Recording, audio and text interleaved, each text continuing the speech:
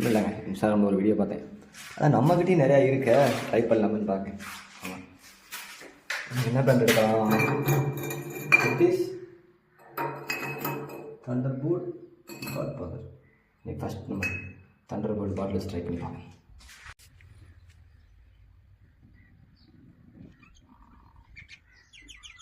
Success success success.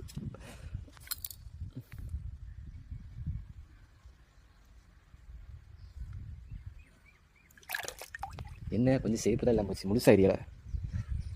மற்றபடி summon இருக்கு.